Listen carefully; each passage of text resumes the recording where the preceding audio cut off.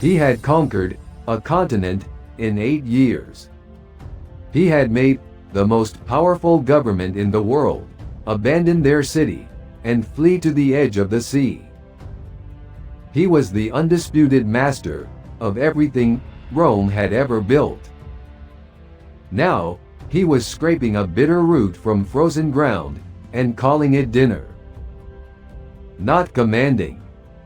Not conquering. Starving. His soldiers, men who had never broken before any enemy on earth, were boiling their own leather sandals for broth, grinding wild roots with goat's milk, and calling the black, rock-hard result bread. When they hurled it over the walls at the enemy's general stared at it in genuine horror, and hid it from his men. He had built the greatest siege wall in the ancient world. 15 miles of earth, timber, and sharpened stakes, a colossal cage to hold the most powerful army on earth against the sea. He had built it perfectly. He was the one inside. In the history of warfare, the besieger starves the besieged into submission. But at Dyrrhachium, the undisputed master of Rome built a colossal cage, only to lock himself inside.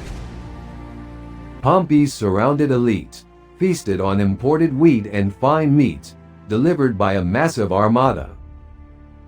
Caesar's desperate, disenfranchised rebels were chewing on boiled leather and wild roots just to survive the winter. This was not a clash of swords, but a cruel, invisible war of global logistics and institutional arrogance. When sheer willpower collides with the cold mathematics of starvation, which force will ultimately break first? To comprehend how the most brilliant commander of the age was driven to starve inside his own colossal cage, we must look beyond the freezing mud of Epirus. The answer lies not in military blunders, but deep within the rotting foundations of a dying republic. It was a world where an entrenched oligarchic monopoly had twisted the sacred laws of Rome into a weaponized, bureaucratic guillotine aimed directly at one man's neck.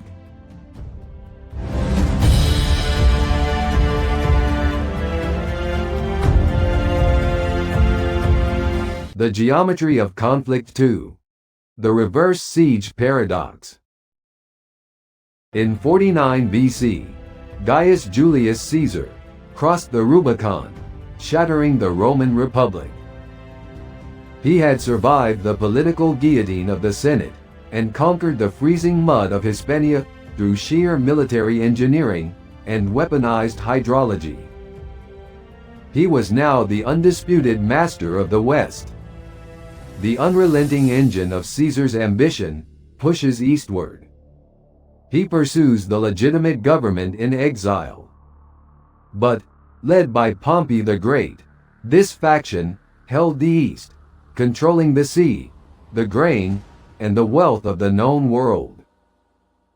There, they had amassed an apocalyptic host, a vast coalition of Eastern monarchs, heavy cavalry, and senatorial elites. They were guarded by a massive naval armada that effectively owned the entirety of the Mediterranean Sea. The Senate's strategy remained rigidly unchanged: use their absolute control of the sea to choke the illegitimate rebel into submission. To win, Caesar had to cross the Winter Sea. What followed was a paradox of military logic, a manic, desperate architectural competition that would push the human body to the absolute brink of starvation. In January of 48 BC, relying on his signature speed, celeritas, Caesar defied the violent winter storms. He slipped past a massive Pompeian naval blockade of over 300 vessels, commanded by the bitter and relentless Marcus Calpurnius Bibulus. He successfully landed 7 legions on the desolate coast of Epirus. Bibulus quickly moved to sever his lifeline, burning Caesar's empty transports on their return journey. Caesar was now stranded in hostile territory, totally cut off from Italy, facing a massively superior army, and entirely bereft of supply lines. By spring, the two greatest military minds of the age converged at Dyrrhachium, located in modern-day Albania. Here, the conflict evolved into one of the most structurally bizarre tactical scenarios in ancient military history. Pompey, holding the fortified coastal city, possessed open, unimpeded access to the sea. The massive grain fleets of Egypt, Asia Minor, and Africa sailed uninterrupted into his port. They flooded his sprawling camp with boundless provisions, fresh weapons, and endless reinforcements.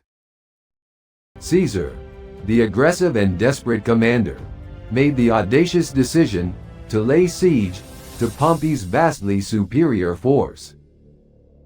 To hem Pompey against the sea and cut off his landward mobility, Caesar commanded the construction of a continuous, staggering line of earthworks, forts, and redoubts. Stretching for an incredible 15 miles over broken, rugged hills and deep valleys, it was a monument to Caesarian audacity. It was completed with towering wooden redoubts, deep V-shaped ditches, filled with sharpened stakes, and lethal, hidden traps. Pompey, a master tactician in his own right, responded by building his own parallel line of fortifications on the inside, creating a lethal no-man's land. Dyrrhachium became a suffocating, grinding hellscape of blowing dust, dried sweat, and shattered stone. The physical remnants of these dual walls can still be identified today through aerial photography and localized excavations near modern Duras. A perimeter of 15 miles, approximately 24 kilometers, was not merely a display of architectural dominance. It was a distance that stretched Caesar's manpower to the absolute limit.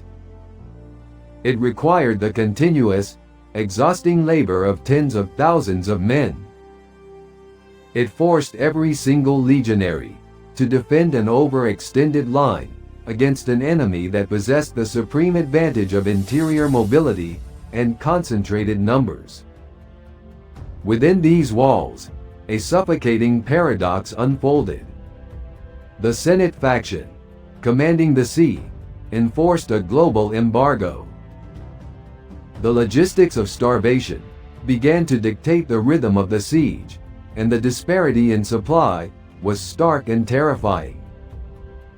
Pompey possessed absolute, uncontested global support. His magnificent fleet, numbering over 300 vessels, completely controlled the seas. This naval supremacy secured an unbroken flow of resources.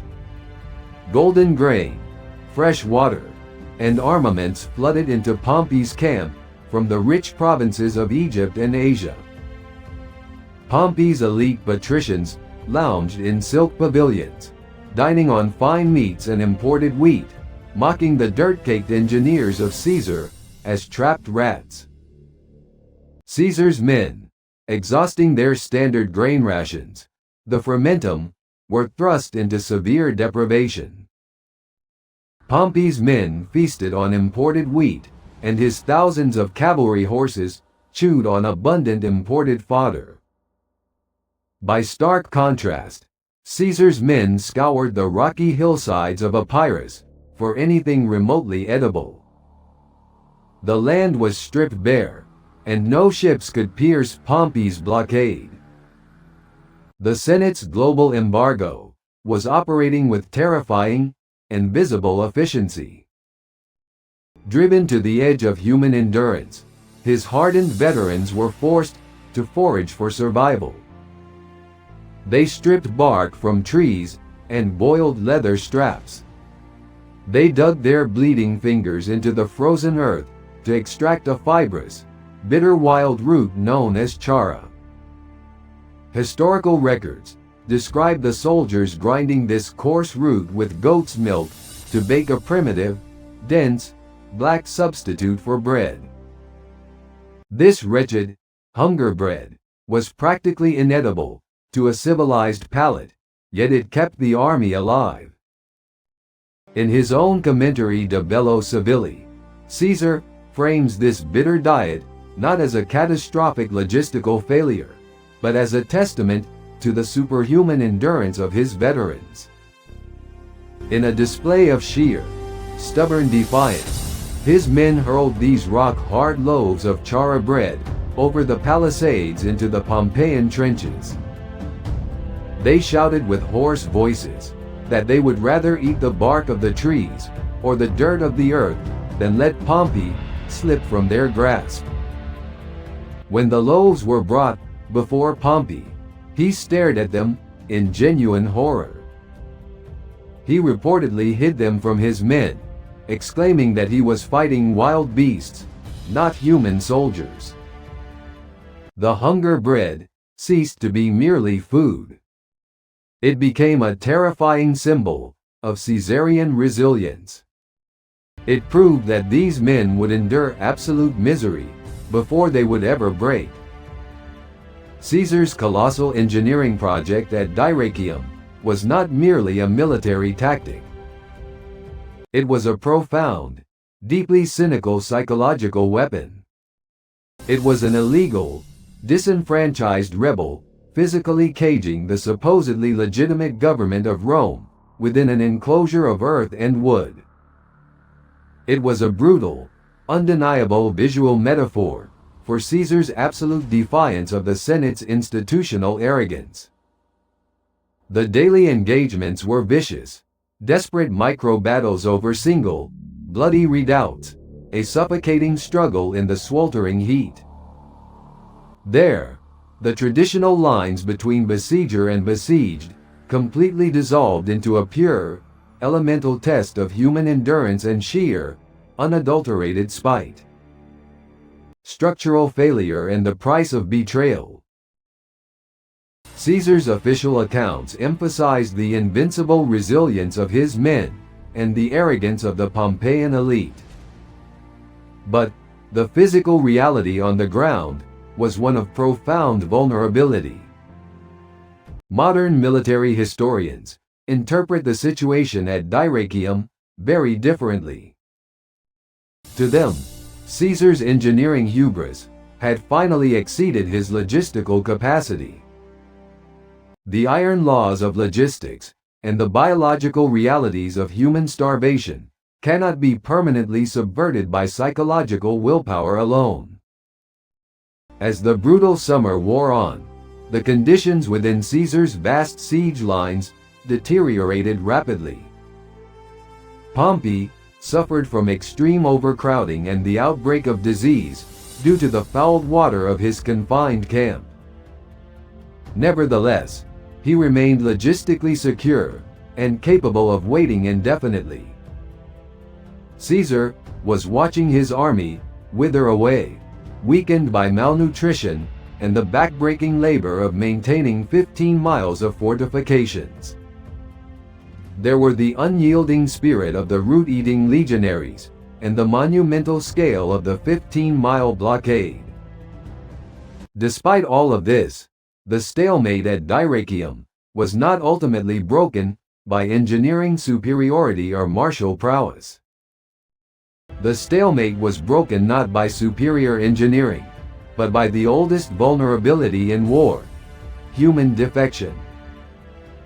Two Allobrogian cavalry commanders, facing accusations of embezzlement within Caesar's camp, defected in the dead of night to Pompey's lines. They carried with them the fatal blueprint of Caesar's architectural masterpiece. They revealed a critical flaw at the southernmost extremity of the 15-mile wall, where the fortifications met the crashing waves of the Adriatic. In his desperate haste, Caesar had not yet finished a vital transverse rampart, designed to protect the defenders from an amphibious assault. Armed with this critical intelligence, Pompey finally unleashed the full might of his tactical advantage. In July of 48 BC, Pompey acted with the swift brutality of an experienced commander. In the gray, misty light of dawn, utilizing his undisputed naval supremacy, he transported massive contingents of heavily armed troops by night. Thousands of legionaries and light-armed archers poured from the ships. They executed a flawless amphibious landing that bypassed the main coastal defenses. They landed directly behind Caesar's unfinished earthworks. Simultaneously, a massive wave of Pompeian infantry assaulted the walls from within the enclosed perimeter. They showered the defenders with arrows and javelins. The ensuing assault was sudden, violent, and utterly devastating. The Pompeians struck the exposed and unfinished redoubts with overwhelming force, catching the defenders completely off guard. The physical barrier that had taken months of grueling labor to erect was breached in a matter of hours. Caught between the sea, the internal assault, and the external landing, the meticulously constructed perimeter collapsed from within. Panic, a rare phenomenon among Caesar's veterans, briefly flared as the enemy poured through the gap. The psychological shock of the sudden violence, combined with months of starvation, finally shattered the legendary discipline of Caesar's veterans. They broke and fled in blind terror, abandoning their vital posts, dropping their sacred standards in the dirt, and clogging the narrow trench lines. Caesar himself rides into the chaos. He desperately attempts to halt the rout by grabbing the standards of fleeing legionaries. But he is ignored by his terrified men. He screams at them to turn and face the enemy, but the panic is an infectious, unstoppable contagion. One terrified, fleeing soldier even raised his heavy sword to strike the dictator down. He was stopped only at the last second by a loyal bodyguard who severed the Mont's arm. The 15 miles of earthworks, built with the blood, sweat, and starvation of the legions, collapsed into a chaotic corridor of slaughter.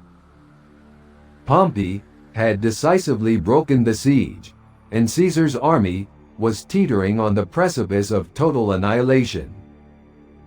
Recognizing the imminent threat of total encirclement and annihilation, Caesar was forced to abandon his monumental siege works.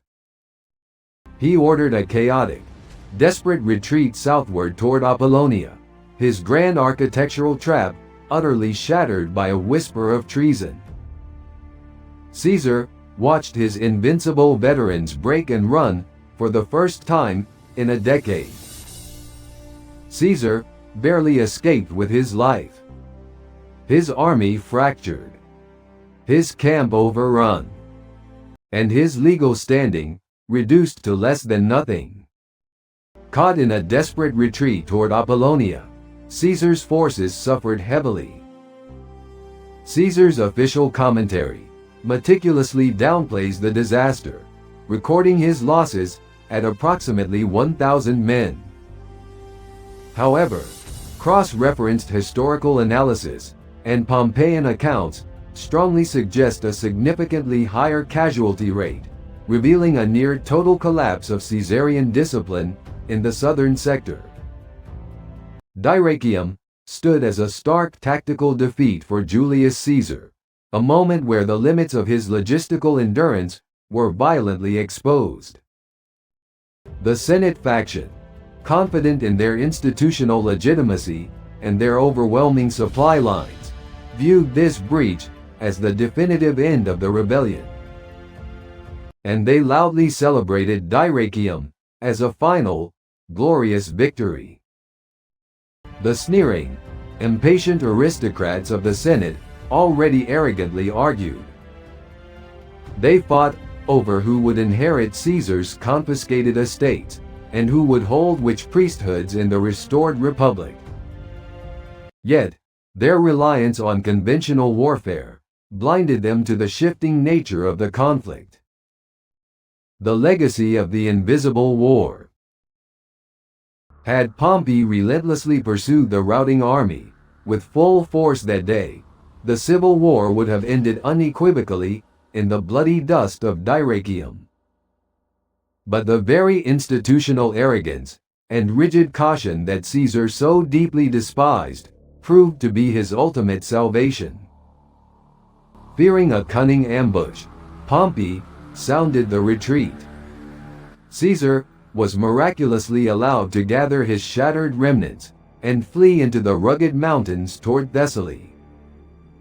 The Roman Republic was now nothing more than a rotting, unburied corpse. It was held together only by the terrifying, uncontrollable momentum of a civil war that had consumed continents. The sophisticated laws and sacred traditions of Rome were dead. What replaced them was not order. It was the mathematics of starvation and raw, naked violence. The invisible war of logistics, at Alerta, at Dyrrhachium, had nearly destroyed Caesar. Nevertheless, his men had eaten the ground itself, and kept walking. It proved that the Senate's legitimate control over the world's resources was a weapon far more devastating than mere tactical brilliance or battlefield courage. But the political authority of the Senate proved incapable of completely neutralizing an army that operated outside the boundaries of conventional survival. Their deep-seated arrogance blinded them to the reality that they had merely wounded a dangerous animal that had learned to thrive in absolute desperation. Caesar subjected his men to the freezing mud of Hispania and the starving, root-filled trenches of Epirus. In doing so, Caesar had forged an entity that existed entirely outside the traditional, civilized boundaries of military endurance. They had learned to survive where others would instantly perish, turning roots into bread and rivers into lethal weapons. The very fact that his legions maintained a highly complex, protracted siege under conditions of absolute starvation demonstrated a new reality. The Roman military apparatus had evolved into an entity capable of manipulating geography itself. The earthworks of Spain and the Balkans faded back into the landscape, but the structural transformation they brought to warfare remained permanent.